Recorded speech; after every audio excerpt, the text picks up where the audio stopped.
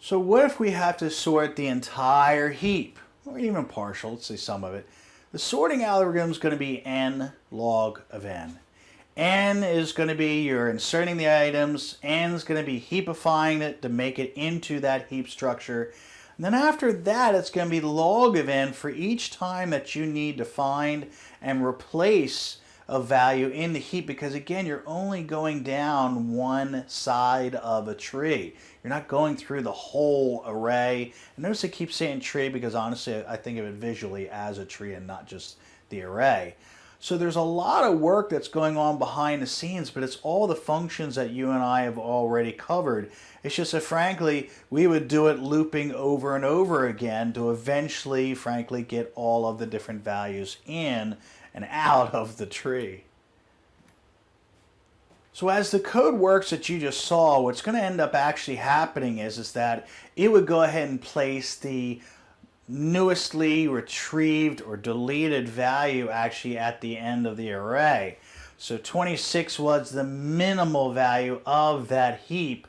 Next one was 31. So notice it's playing it, or it's putting it in the back into the array. Eventually it's going to put all of these into the order, but the next value is going to be 41, and the next value after that is going to be 53. So notice it does it and places the values in back from the rear of the array to the front. So you'll end up actually having the maximum value at index 1 eventually when everything is said and done. And that's how this algorithm does it. So if you're using a dynamic vector or a linked list or something like that, you can do this slightly differently. But with the code that was given to you, that's exactly how it's going to lay out the information that has now been sorted entirely from the heap.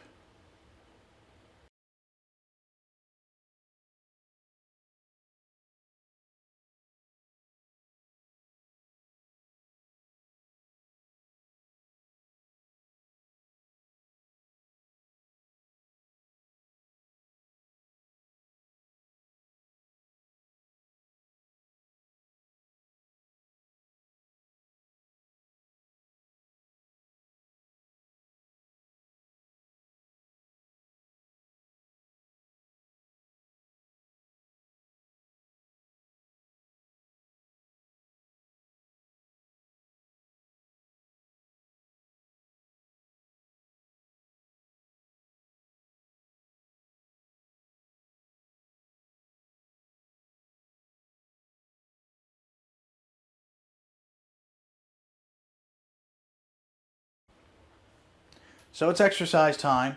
So what I want you to do is, using these two trees, I should say really this single tree here, is I want you to go ahead and do the next two deletions from this tree here. So after you're done with that, I want to see the resulting tree, and we'll go over that here in a second. I want you to also take a look at your delete function. Are we placing data back into the same array, or are we placing it into another or new vector? So take a look at the delete function and we'll go over the answer with that as well.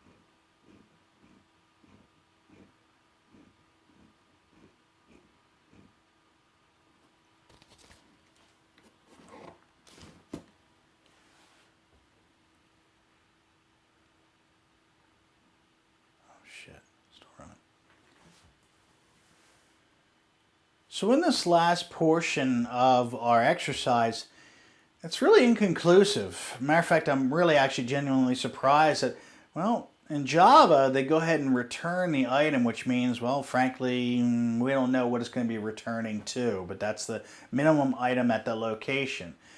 After that, though, frankly, we're not sure what it does in C++. We can reflect it and do the exact same thing in Java with some easy code adjustments. But in reality, there's no concrete answer on exactly what we do with the values that we return from. So that's going to have to something to be careful about if you get something assigned with the code in heaps.